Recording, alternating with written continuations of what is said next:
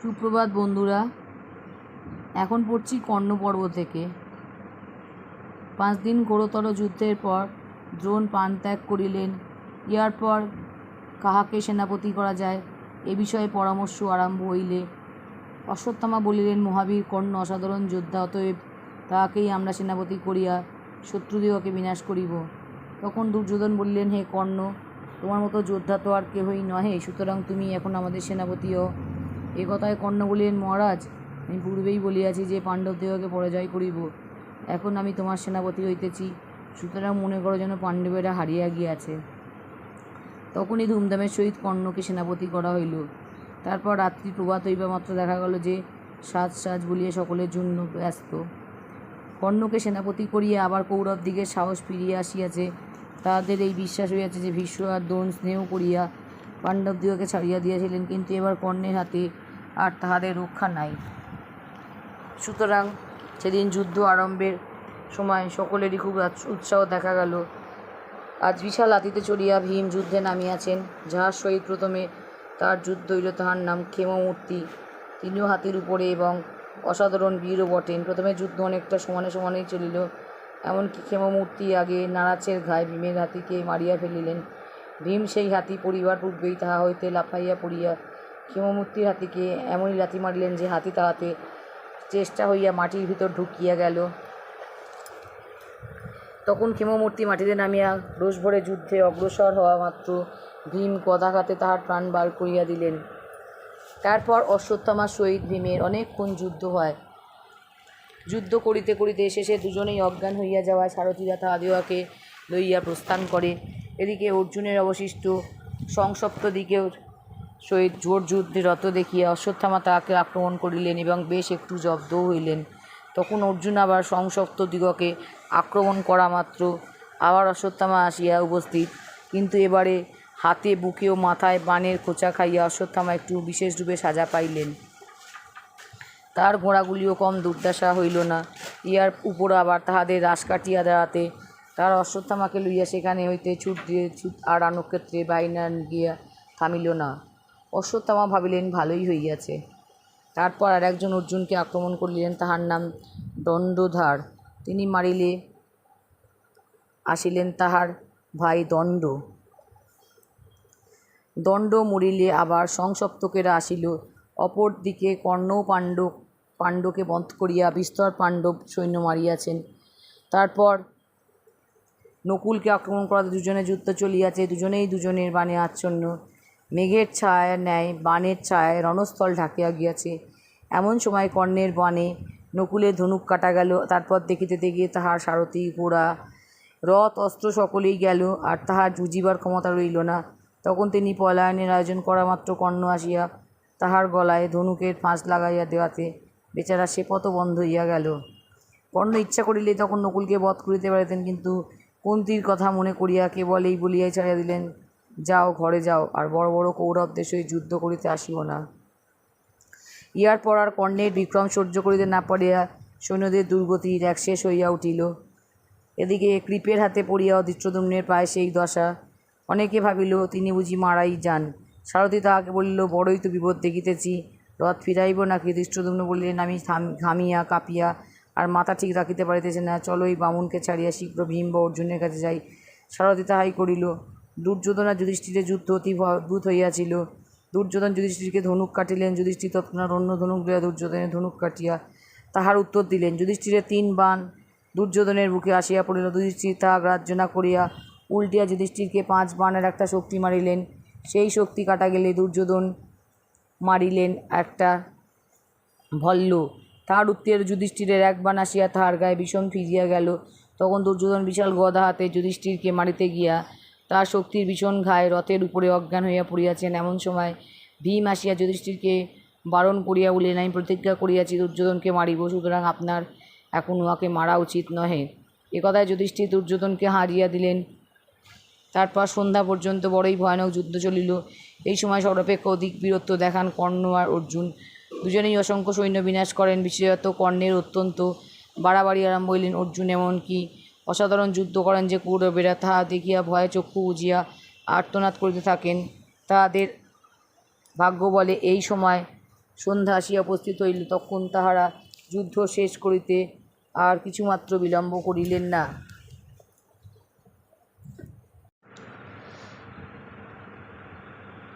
কর্ণ সর্বদাই বড় বড় কথা কহেন। সেদিন নাকালের এক শেষ হইয়াও তিনি বলিলেন, অর্জুন আজ হঠাৎ অস্ত্রবৃষ্টি করিয়া আমাদিগকে ফাঁকি দিয়াছে, কিন্তু কাল আমি তাহাকে জব্দ করিব। রাত্রি প্রভাত হইলে কর্ণ দুর্যোধনকে বলিলেন, আজ আমি হয় অর্জুনকে মারিব, না হয় সে আমাকে মারিবে, কিন্তু আমার একজন ভালো সারথি চাই। আমার বিজয় নামক বিশ্বকর্মাকৃত যে আশ্চর্য ধনুক আছে, তা অর্জুনের গান্ডীবের চেয়ে কম নয়। এখন কৃষ্ণের মতো একটি সারথি পাইলেই আমি পাণ্ডবদিগকে অনায়াসে পরাজয় করিতে পারি। তারপর তিনি বলিলেন, শল্য যদি আমার সারথি হন, তবে নিশ্চয়ই অর্জুনকে বধ করিব। মহাবীর শল্য কৃষ্ণ অপেক্ষাও ভালো সারথি, আর আমি তো অর্জুনের চেয়ে বড় যোদ্ধা আছি। সুতরাং শল্য আমার সারথি হইলে দেবাসুরগণও আমার হাত হইতে বাঁচিয়া যাইতে পারিবেন না। তখন দুর্যোধন শল্যকে বলিলেন, মামা, আপনাকে কর্ণের সারথি হইতে হইতেছে। এ কথায় শল্য রাগে চোখ ঘুরাইয়া বলিলেন, এ কি বড় কথা!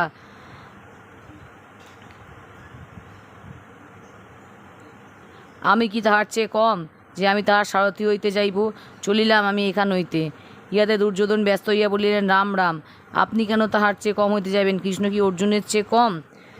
আমি তো মনে করি অর্জুনের চেয়ে বড়, তাতে আর আপনি কৃষ্ণের চেয়েও বড়। এ কথা শল্য বলিলেন, তুমি যে আমাকে কৃষ্ণের চেয়ে বড় বলিলে, ইহাতে আমি বড়ই তুষ্ট হইলাম। আচ্ছা, তবে আমি কর্ণের সারথি হইব, কিন্তু আমার একটা নিয়ম থাকিল, আমার যা খুশি তাহাই আমি কর্ণকে বলিব। কর্ণ তাহাতেই রাজি হইয়া রথে উঠিলেন, আর উঠিয়াই শল্যকে বলিলেন, রথ চালাও, আমি এখনই অর্জুন, ভীম, নকুল, সহদেব আর যুধিষ্ঠিরকে সংহার করিব। ইহাতে শল্য বলিলেন, সুতপুত্র, ইন্দ্রও যাহাদিগকে ভয় করেন, তুমি কোন সাহসে তাহাদিগকে অবহেলা করিতেছ? যুদ্ধ আরম্ভ হইলে আর তোমার মুখে এমন কথা শোনা যাইবে না। কর্ণ বলিলেন, আজ যদি যম, বরুণ, কুবের আর ইন্দ্র বন্ধুবান্ধব লইয়া অর্জুনকে রক্ষা করিতে আসেন, তথাপি আমি তাহাদিগকে শুদ্ধ অর্জুনকে পরাজয় করিব। শল্য বলিলেন, তোমার ক্ষমতা খুব আছে বটে, কিন্তু কথা কও তাহার চেয়ে অনেক বেশি। তুমি কখনোই অর্জুনের সমান নহ। পলায়ন না করিলে আজ তাহাতে তোমার প্রাণ যাইবে। কর্ণ বলিলেন, যখন অর্জুন আমাকে পরাজয় করিবে, তখন আসিয়া তাহার বড়াই করিও। তখন শল্য, বেশ কথা, তাহাই হইবে বলিয়া রথ চালাইয়া দিলেন। কর্ণ পাণ্ডব সৈন্য দেখিলেই বলিলেন, তোমাদের মধ্যে যে অর্জুনকে দেখাইয়া দিবে, তাহাকে গাড়ি ভরিয়া রত্ন দিব, 6 হাতি রথ দেব, 100 গ্রাম দিব, আর কৃষ্ণ আর অর্জুনকে মারিয়া তাহাদের সকল ধন দিব। এ কথায় শল্য আসিয়া বলিলেন, তোমার অত হাতিটাতে কিছুই দিতে হইবে না, অর্জুনকে অমনিই দেখিতেই পাইবে। এতক্ষণে কর্ণের রাগ হইল। তিনি বললেন, তুমি নিতান্ত মূর্খ, যুদ্ধের কিছুই জানো না, তুমি চুপ করো। তোমার মতো 100 জনে আসিয়া বকিলেও আমি ভয় পাইব না। শল্য বলিলেন, তাই তো, তোমার দেখে দেখি মাথা খারাপ হইয়াছে, চিকিৎসার দরকার। এইরূপ ক্রমাগত উপহাস করিয়া শল্য কর্ণের মন ভাঙিয়া দিলেন। ইহার অর্থ আর কিছুই নয়, কর্ণের তেজ কমাইয়া দেওয়ার জন্য পাণ্ডবদিগের নিকট যে প্রতিজ্ঞা করিয়াছেন, সেই প্রতিজ্ঞা পালন করা। যুদ্ধের সময়ও একটু সুযোগ পাইলে, এই দেখো অর্জুন কেমন বীর, তুমি আমার সঙ্গে পারিবে না, এইরূপ নানা কথা বলিয়া তিনি বেচারাকে ব্যস্ত করিয়া তোলেন। তথাপি কর্ণ যেরূপ যুদ্ধ করিতে লাগিলেন, তাহা অতি অদ্ভুত। অর্জুন যত কৌরব সৈন্য মারিলেন, কর্ণ তাহা অপেক্ষা কম পাণ্ডব সৈন্য মারিলেন না। ধৃষ্টদ্যুম্ন, দ্রৌপদীর পুত্রগণ, সাত্যকী, ভীম, সহদেব, শিখণ্ডী, যুধিষ্ঠির, ইহারা সকলের নিকট তাহার নিকট হইতে বিধা উঠিয়া গেলেন। যুধিষ্ঠির কর্ণের সহিত খুব যুদ্ধ করিয়াছিলেন। যুধিষ্ঠিরের বাণে কর্ণ একবার অজ্ঞান হইয়া যান, কিন্তু শীঘ্রই আবার উঠিয়া আসিয়া যুধিষ্ঠিরের পার্শ্বরক্ষক দুটিকে মারিয়া ফেলেন। তারপর 60 বাণে তাহাকে কাতর করিয়া কর্ণ সিংহনাদ করিতেছেন। এমন সময় সাত্যকী, চেকিতান, যুধুৎসু, ধৃষ্টদ্যুম্ন প্রভৃতি অনেক যোদ্ধা আসিয়া তাহাকে চারিদিক হইতে আক্রমণ করিলেন। তথাপি কর্ণ কিছুতেই চিন্তিত হইলেন না। তাহার বাণে চারিদিক ছারখার হইয়া যাইতে লাগিল। যুধিষ্ঠিরের ধনুক আর বর্ম কাটিয়া তিনি তাহাকে এমনই সংকটে ফেলিলেন যে কি বলিব। যুধিষ্ঠির এক শক্তি ছুড়িয়া মারিলেন, কর্ণের বাণে তাহাও 2 খণ্ড হইয়া গেল। তারপর যুধিষ্ঠির 4টা তোমর মারিয়া কর্ণকে কাতর করিলেন বটে, কিন্তু কর্ণ তথাপি তাহার ধ্বজ, তুণ, রথাদি নাশপূর্বক তাহাকে বানাঘাতে ব্যাকুল করিতে ছাড়িলেন না। তখন যুধিষ্ঠির অন্য রথে চড়িয়া পলায়নের আয়োজন করিলে কর্ণ অমনি ছুটিয়া গিয়া তাহার কাঁধে হাত দিলেন। এমন সময় শল্য বলিলেন, করো কি সুতপুত্র, উহাকে ধরিলেই উনি তোমাকে ভস্ম করিয়া ফেলিবেন। যা হোক, কুন্তির কথা কর্ণের মনে ছিল, তাই তিনি যুধিষ্ঠিরের আর কোনো ক্ষতনিষ্ঠ করিলেন না, কেবল কিছু গালি দিয়াই তাহাকে ছাড়িয়া দিলেন। যুধিষ্ঠিরকে হারিতে দেখিয়া কৌরবেরা তাহার সৈন্য মারিয়া শেষ করিতে লাগিল, আর ভীম, সাত্যকী প্রভৃতি বীরগণের হাতে তাহার শাস্তিও পাইল ভালো মতোই। দুর্যোধন চিৎকারপূর্বক তাহাদিকে বলিতে লাগিলেন, তোমরা পলায়ন করিও না, পলায়ন করিও না, কিন্তু তাহার কথা কে শুনে? ইয়া দেখিয়া কর্ণ শল্যকে বলিলেন, শীঘ্র ভীমের নিকট রথ লইয়া চলো। ভীম তখন কর্ণের সহিত যুদ্ধ করিবার জন্য সিংহনাদপূর্বক সেই দিকেই আসিতেছিলেন। তা দেখিয়া শল্য কর্ণকে বলিলেন, ওই দেখো ভীম আসিতেছে, আজ সে তাহার বহুদিনের রাগ তোমার উপর ঝাড়িবে। তারপর ভীমের আর কর্ণের ঘোরতর যুদ্ধ হইল। যুদ্ধ করিতে করিতে ভীম কর্ণকে এমনই ভয়ঙ্কর বাণ ছুঁড়িয়া মারিলেন যে তাহা পর্বতে লাগিলে পর্বত ফাটিয়া যাইত। সেই বাণ খাইয়া আর কর্ণকে যুদ্ধ করিতে হইল না। তখন চিৎকার করিয়া তিনি রথের ভিতরে পড়িয়া অজ্ঞান হওয়ায় শল্য তাহাকে সেখানে হইতে লইয়া গিয়া তার প্রাণ রক্ষা করিলেন। কর্ণের পরাভব দেখিয়া দুর্যোধন তাহার ভাইদেহকে যুদ্ধে পাঠাইলেন। তারপর সে বেচারাদের যে দুর্দশা! যুদ্ধ ভালো করিয়া আরম্ভ হইতে না হইতেই তাহাদের 6 জন মরিয়া গেল।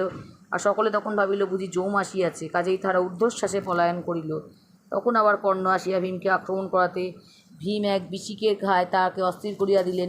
কর্ণ তথাপি তাহাকে না চটিয়া ভীমের ধনুক আর রথ চূর্ণ করিলেন। তাহাতে ভীম মহারসে গদা লইয়া এমনই যুদ্ধকূট আরম্ভ করিলেন যে কৌরব দিকে 700 হাতি দেখিতে দেখিতে ঘণ্টা হইয়া গেল। তখন আর কৌরবদের পলায়ন ভিন্ন কথা হয় নাই। এদিকে কর্ণ যুধিষ্ঠিরের সামনে পাইয়া তাহাকে এমন তাড়া করিয়াছেন যে তিনি পলাইবার পথ পান না। তাহাতে ভীম ছুটিয়া আসিয়া আবার কর্ণকে আক্রমণ করিলেন। ততক্ষণে কৃপ ও অশ্বত্থামা, কৃতবর্মা প্রভৃতি বীরগণ সেখানে উপস্থিত হইলে অনেকক্ষণ সাংঘাতিক যুদ্ধ চলিল। অর্জুন এই সময় সংসপ্তক, নারায়ণী সৈন্য প্রভৃতির সহিত ঘোরতর যুদ্ধে ব্যস্ত। উহাদের মধ্যে সুশর্মা অর্জুনের সহিত ভয়ানক যুদ্ধ করেন, এমনকি একবার তাহাকে অজ্ঞান করিতেও ছাড়েন নাই। কিন্তু অর্জুন গোবিন্দাস্ত্র মারিয়া তাহাদের সকলকে জব্দ করিয়া দিলেন। অশ্বত্থামা যুধিষ্ঠিরের অনেকক্ষণ খুব যুদ্ধ হইয়াছিল।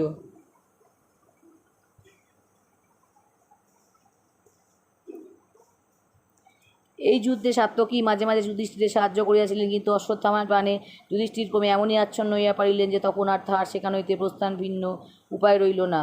অশ্বত্থামা সেদিন অর্জুনের সঙ্গেও কম যুদ্ধ করেন নাই, এমনকি তাহার যে অর্জুনকে কাতর হইতে হয়। তখন কৃষ্ণ আশ্চর্য হইয়া তাহাকে জিজ্ঞাসা করেন, আজ কেন তোমার তেজ কমিয়া গেল? গান্ডীব কি তোমার হাতে নাই, নাকি হাতে লাগিয়াছে?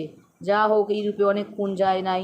শেষে অশ্বত্থামাকে নিতান্তই নাকা লইয়া সেখান হইতে চলিয়া যাইতে হয়। ইহার পরে অশ্বত্থামা ধৃষ্টদ্যুম্নকে আক্রমণ করেন। ধৃষ্টদ্যুম্নের ধনুক, রথ, ঘোড়া, সারথি প্রভৃতি মুহূর্তের মধ্যে চূর্ণ হইয়া গেল।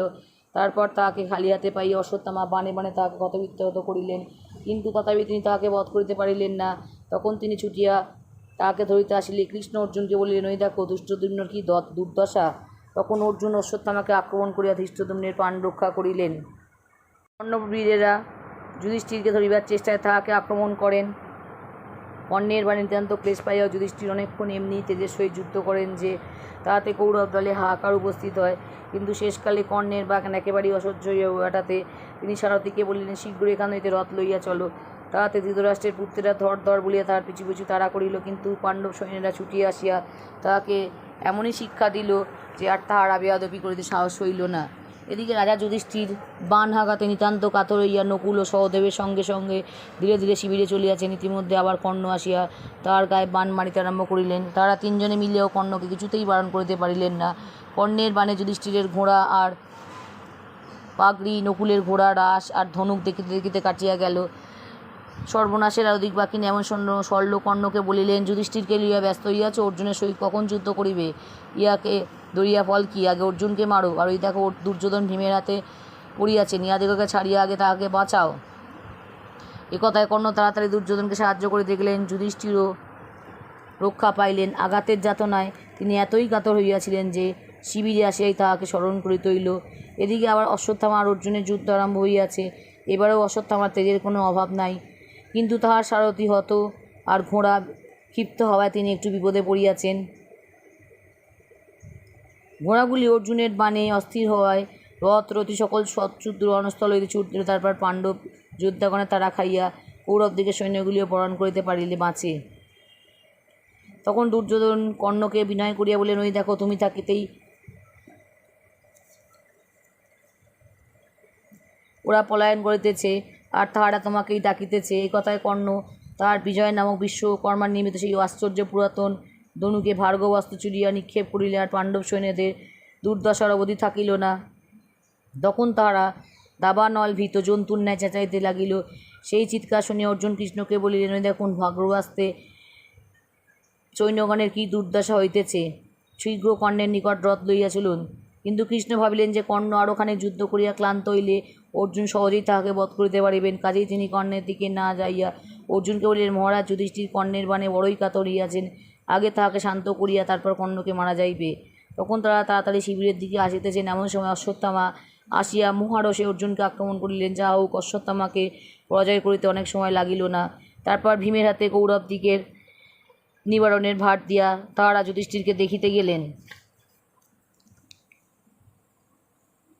অনেক কথাবার্তার পর তথা হইতে চলিয়া আসিয়া সময় অর্জুন এই প্রতিজ্ঞা করিলেন, আজ হয় আমি কর্ণকে মারিব, নয় কর্ণ আমাকে মারিবে। এদিকে ভীম সেই অবধি আর এক মুহূর্তের জন্য যুদ্ধে ক্ষান্ত হন নাই। আজকার যুদ্ধেও তার বড়ই আনন্দ বোধ হইতেছে। তিনি সারথি কৃষককে ডাকিয়া বলিলেন, কৃষক, আমার বড়ই উৎসাহ হইতেছে। এখন আর কোনো রথটাক সপক্ষের কোনটা বিপক্ষের তা বুঝিতে পারিতেছি না। একটু সতর্ক থাকিও, যেন শত্রুবোধে মিত্রকে মারিয়া নসি। আজ প্রাণ ভরিয়া শত্রু মারিব। দেখো তো অস্ত্রশস্ত্র কী পরিমাণ আছে। কৃষক বলিল, এখনও 10,000 স্বর, 10,000 খুর, 10,000 বল্ল, 2,000 নারাজ, 3,000 প্রদর, আর অসংখ্য গদা, অসি, মুদগর, শক্তি আর তোমর রইয়াছে। আপনি নিশ্চিন্তে যুদ্ধ করুন, অস্ত্র ফুরাইবার কোনো ভয় নাই। এই সময় অর্জুন কৌরব সৈন্য ছাড়খাড় করিয়া অতি ভয়ঙ্কর যুদ্ধ করিতেছিলেন। সেই যুদ্ধের ঘোরতর শব্দে ভীমের নিকট আসিয়া পৌঁছলে তিনিও যার পর নাই উৎসাহ পাইয়া সিংহনাদ করিতে করিতে কৌরবদিগকে একেবারে পিষিয়া দিতে লাগিলেন। তখন আর কেহই তাহার সম্মুখে দাঁড়াইতে পারিল না। অন্যদিকে কর্ণ পাণ্ডব সৈন্যগণদিগকে মারিয়া আর কিছু রাখেন নাই। তাহারা তখন ভয় এমনই হইয়াছে যে আর যুদ্ধ করিবার জন্য তাহাদের হাত ওঠে না। বাস্তবিক তখন দুই পক্ষের কত লোক যে মরিয়াছিল তাহার সংখ্যা করে কাহার সাধ্য। দুই পক্ষের প্রায় প্রত্যেক বড় বড় পিঁড়ি সে সময় হাজার হাজার সৈন্য বিনাশ করিয়াছিলেন। ইহার মধ্যে একবার দুঃশাসন ভীমকে আক্রমণ করেন। ইহাতে প্রথমে ভীমের বাণে তাহার ধনুক আর ধ্বজা কাটা যায়। নিজের কপালেও একটি বাণ বিধে তারপর এক বাণ আসিয়া তাহার সারথির মাথা কাটিয়া ফেলে। তখন দুঃশাসন তাড়াতাড়ি অন্য ধনুক লইয়া ভীমকে 12টি মান বাণেন এবং নিজ হাতে ঘোড়া ডাস ধরিয়া এক ভীষণ বাণে তাহাকে অজ্ঞান করিতেও ছাড়েন নাই। ইহার উপর আবার তিনি এক বাণে ভীমের ধনুক কাটিয়া তাহার সারথিকে 9টি এবং তাহাকে বহুতর বাণ মারাতে ভীম রাগে ভরে তাহাকে একটা শক্তি ছুঁড়িয়া মারেন। দুঃশাসন আকর্ণ কান অবধি অর্থাৎ যথাসাধ্য ধনুক টানিয়া 10 বাণে সেই জ্বলন্ত উল্কাবৎ শক্তি খণ্ড খণ্ড করিয়া ফেলিলেন। তারপর তিনি বাণে বাণে ভীমকে জর্জরিত করিতে থাকিলে। ভীম তাহাতে বিষম ক্রোধ করে বলিলেন, তুমি তো আমাকে খুবই মারিলে, এখন আমার এই গদাটিকে সামলাও দেখি। বলিতে বলিতে তিনি এক বিশাল গদা দুঃশাসনকে ছুঁড়িয়া মারিলেন। দুঃশাসনে ভীমকে একটা শক্তি মারিলেন বটে, কিন্তু তাহা অর্ধবতে গদায় ঠেকিয়া খণ্ড খণ্ড হইয়া গেল। তারপর সেই দারুণ গদা দুঃশাসনের রথ আর সারথিকে চূর্ণ করিয়া তাহার মাথায় পড়িলে তিনি তাহার আঘাতে 10 ধনু দূরে বিক্ষিপ্ত হইলেন। এই অবস্থায় দুঃশাসনকে যাতনায় ছটফট করিতে দেখিয়া ভীমের সেই পুরাতন প্রতিজ্ঞার কথা মনে হইল। এই দুরাত্মায় দ্রৌপদীকে সেই সভায় চুলে ধরিয়া আনিয়া অপমান করিয়াছিল। তখন ভীম বলিয়াছিলেন, আমি ইহার বুক চিরিয়া রক্ত খাইব। সেই প্রতিজ্ঞার কথা মনে হওয়া মাত্র ভীম, কর্ণ, দুর্যোধন, কৃপ, অশ্বত্থামা প্রভৃতিকে ডাকিয়া বলিলেন, আজ আমি এই পাপাত্মা দুঃশাসনকে বধ করিব। তোমাদের সাধ্য থাকে তো ইহাকে রক্ষা করো। তারপর তিনি ঝড়ের ন্যায় আসিয়া দুঃশাসনকে পদতলে পেছনপূর্বক তাহার বুকে তলোয়ার বসাইয়া দিলেন। সেই তলোয়ারের ঘায়ে দুঃশাসনের গরম রক্ত সবেগে বাহির হওয়া মাত্র ভীম মহানন্দে তাহা পান করিয়া বলিলেন, আহা, কি মিষ্টি! দধি দুগ্ধ বা ঘৃতপ্রাণেও আমি এত সুখী হইও না। ভীমকে দুঃশাসনের রক্ত খাইতে দেখিয়া সৈন্যরা বাবারে, রাক্ষস রে বলিয়া উদ্ধশ্বাসে পলাইতে লাগিল। এদিকে ভীম তাহার ভীষণ প্রতিজ্ঞা পলায়নপূর্বক দুঃশাসনের মাথা কাটিয়া ফেলিলেন। তারপর দুর্যোধন পশুকে মারিয়া পদাঘাতে তাহার মস্তক চূর্ণ করিতে হইবে। এই সময় দুর্যোধনের 10 ভাই রোষ ভরে ভীমকে আক্রমণ করাতে ভীম 10 ভল্লে সেই 10 জনকে সংহার করিলেন। এ সকল কাণ্ড দেখিয়া আর ভীমের তখনকার সিংহনাদ শুনিয়া অন্যেরা তো পলায়ন করিতেই পারে, নিজে কর্ণই ভয় আড়ষ্ট, তাহার মুখে কথা সরে না। তখন শল্য তাহাকে বলিলেন, এখন ওরূপ চলিলে হইলে চলিবে না, তোমার কাজ করো। কিন্তু কর্ণের পুত্র বিশ্বসেন সেই সময় খুব যুদ্ধ করিয়াছিলেন। তাহার বাণে নকুলের ধনুক, রথ, খড়গ প্রভৃতি কাটা গিয়ে অল্পক্ষণের ভিতরে নিতান্ত সংকট উপস্থিত হইল। ভীম, অর্জুন, কৃষ্ণ প্রভৃতিও তাহার বাণে অক্ষত রইলেন না। এইরূপে অর্জুনের সহিত তাহার যুদ্ধ বাধিয়া যাহাতে অর্জুন কর্ণকে ডাকিয়া বলিলেন, তোমরা সকলে মিলিয়া অভিমন্যুকে মারিয়াছিলে, আমি তোমাদের সম্মুখে এই বিশ্বসেনকে মারিতেছি, ক্ষমতা থাকে তো রক্ষা করো। তারপর অর্জুন হাসিতে হাসিতে 10 বাণে বিশ্বসেনকে ক্ষতবিক্ষত করিয়া আর 4টি খুঁড়ে তাহার ধনুক, 2টি হাত আর মাথ কাটিয়ে ফেলিলেন। ইহাতে কর্ণের প্রাণে কিরূপ লাগিয়াছিল বুঝিতেই পারো। ইহার পরেও কি আর তিনি চুপ করিয়া থাকিতে পারেন? তখন তিনি অর্জুনের সহিত তাহার যুদ্ধ আরম্ভ করিলেন। এই সময় অশ্বত্থামা দুর্যোধনের দুটি হাত ধরিয়া বলিলেন, মহারাজ আর এখানে কেন? ক্ষান্ত হও, আর পাণ্ডব দিগের সহিত যুদ্ধের প্রয়োজন নাই। যুদ্ধের মুখে ছাই, আমাদের সকলেই মরিয়া গিয়াছেন, কয়েকটি মাত্র বাঁচিয়া আছি। এখন যুদ্ধ হইতে তুমি ক্ষান্ত হও, নইলে নিশ্চয়ই মারা যাইবে। কিন্তু দুর্যোধন সেই উপকারী বন্ধুর কথায় কান দিলেন না। তিনি বলিলেন, অর্জুন বড়ই ক্লান্ত হইয়াছে, কর্ণ এখনই তাহাকে বধ করিবেন। এদিকে কর্ণ আর অর্জুনের যুদ্ধ আরম্ভ হইয়াছে। যোদ্ধারা সিংহনাদ করিয়া আর চাদর উড়াইয়া তাহাদেরকে উৎসাহ দিতেছেন। এমন সময় যুদ্ধ কি সচরাচর হয়, তাই আজ দেবতারা ওদের আকাশ পরিপূর্ণ করিয়া তামাশা দেখিতে আসিয়াছেন। বান বান কেবলই বানের পর বান। অর্জুন মারেন, কর্ণ কাটেন, কর্ণ মারেন, অর্জুন কাটেন। অর্জুনের এক বাণে পৃথিবী, আকাশ, সূর্য অবধি জ্বলিয়া উঠিল। যোদ্ধাদের কাপড়ে আগুন, বেচারারা বুঝি পলাইবার পূর্বে মারা যায়। উহার নাম আগ্নেয়াস্ত্র। কি ঘোরতর! হরর ধক ধক শব্দ গেল সৌজি সব। ওই দেখো, কর্ণ বরুণাস্ত্র ছুড়িয়াছেন। ওই কালো কালো মেঘে আকাশ ছাইয়া গেল। কি ঘোর অন্ধকার, কি ভয়ানক বৃষ্টি! সৃষ্টি বুঝি তল হয়। অমনি দেখো কি বিষম ঝড় বইল, মেঘ বৃষ্টি উড়াইয়া নিল। সৃষ্টি বাঁচিল। অর্জুন ভয়াবহ অস্ত্র মারিয়াছেন, তাহাইতেই এত ঝড়। আর একটা অস্ত্র আরও ভীষণ, ইহা অর্জুনের ইন্দ্রের নিকট পাইয়াছিলেন। অস্ত্রের অদ্ভুত গুণে গান্ডীব হইতে কত ক্ষুরপ্র, কত নালিক, কত অঞ্জলি, কত নারাজ, কত অদ্রচন্দ্রই বাইর হইতেছে। এবারে বুঝিয়ার কর্ণের রক্ষা নাই। কিন্তু কর্ণ মরিলেন না। তিনি ভাগ্যবাস্তে অর্জুনের সকল অস্ত্র দূর করিলেন, কিন্তু লোকও মারিলেন কতই। কর্ণের কি অসীম তেজ! কৃষ্ণ আর অর্জুনকে তিনি কি ব্যস্তই করিলেন। তখন ভীম ক্রোধ ভরে বলিলেন, ও কি অর্জুন, মন দিয়া যুদ্ধ করো। কৃষ্ণও বলিলেন, অর্জুন তোমার উৎসাহ দেখিতেছি না কেন? তাহাতে অর্জুন ব্রহ্মাস্ত্র মারিলে কর্ণ তাহাও কাটিতে ছাড়িলেন না। কিন্তু এরপর যে অর্জুন আর একটা ব্রহ্মাস্ত্র মারিলেন, সেই বড়ই ভয়ানক। কত যোদ্ধাই তাহাতে মরিল, কিন্তু তথাপি বাণ ক্ষেত্রে ত্রুটি নাই। বৃষ্টিধারার মুখে তাহা পড়িতেছে। তখন অর্জুনের 18টি বাণ ছুড়িয়া চড়িল। তার 3টি ভিড়িল কর্ণের গায়েটিতে, কাটিল তাহার ধ্বজ, আর 4টি খাইলেন ছড়ল। বাকি 10টিতে রাজপুত্র সভাপতির মাথাটি কাটা গেল। বাণের আর অন্তই নাই। হাতি, রথি, পদাতি সবই বুঝি কাটিয়া শেষ হয়। এবারে কর্ণ কাবু হইবেন। কিন্তু হায়, অর্জুনের ধনুকের গুঞ্জে ছিঁড়িয়া গেল। এখন উপায়? কর্ণ সুযোগ পাইয়া কত বাণী মারিতেছেন। কৃষ্ণকে 60, অর্জুনকে 8, ভীমকেও অনেক, সৈন্যগণকে তো অসংখ্য। সর্বনাশ হইল বুঝি। দেখো কৌরবদের কত আনন্দ। যা হোক, ওই অর্জুনের ধনুকে আবার গুণ চড়িল। আর কর্ণের বাণের সে তেজ নাই। এখন অর্জুনের বাণেই আকাশ অন্ধকার। ওই কর্ণের গায়ে 19 বাণ পড়িল, শল্যের গায়ে 10টি বিঁধিল। কর্ণ রক্তে লাল হইয়া গিয়াছেন। কিন্তু তথাপি তিনি অর্জুনকে 3 বাণ আর কৃষ্ণকে 5 বাণ মারিতে ছাড়েন নাই। ওই 5টি বাণ মহাসর্প কৃষ্ণকে ফিরিয়া উহা আবার কর্ণের নিকট ফিরিয়া যাইতে যাইতে মধ্যপথে অর্জুনের ফললে খণ্ড খণ্ড হইল। অর্জুনের আর 10 বাণে কর্ণের কি দশা হইয়াছে দেখো। অর্জুনের কি অতুল বিক্রম, কি ভীষণ বাণ বৃষ্টি! আকাশ আধার হইল। কর্ণের রথ কাটিয়া গেল, তাহার সঙ্গের একটি রক্ষকও বাঁচিয়া নাই। অপর কৌরবেরা অর্জুনের ভয় তাহাকে ফেলিয়া পলায়ন করিতেছে। কৌরবদের মধ্যে কেবল কর্ণই ভয় পান নাই। তিনি অর্জুনের সামনেই প্রাণ বৃষ্টি করিতেছেন। এমন সময় কোথা হইতে ওই সাপটা আসিয়া কর্ণের তুনের ভিতরে ঢুকিল। সেই অশ্বসেন খাণ্ডবদাহের সময় সে অনেক কষ্টে পাতালে ঢুকিয়া প্রাণ বাঁচিয়াছিল। সেই রাগে সে আজ কর্ণের বাণের ভিতর ঢুকিয়া অর্জুনকে বধ করিতে আসিয়াছে। কর্ণ ইহার কিছুই জানেন না। অশ্বসেন যে বাণের ভিতরে ঢুকিয়াছে তাহার চেহারা সর্পের মতো। কর্ণ অর্জুনকে মারিবার জন্য এইসব বাণ বহুকাল যাবৎ পরম যত্নে চন্দন চূর্ণের ভিতর রাখিয়াছেন। এখন অর্জুনকে কিছুতেই আঁটিতে না পারিয়া কর্ণ সেই দারুণ বাণ ধনুকে জুড়িয়া বসিয়াছেন। তার সঙ্গে সঙ্গে উল্কা বৃষ্টি আরম্ভ হইয়াছে। আকাশে আগুন ধরিয়া গিয়াছে। বাণ লাগিলে আর অর্জুনের রক্ষা নাই। ইহাকে আটকাইবার ক্ষমতাও কিছুরই নাই।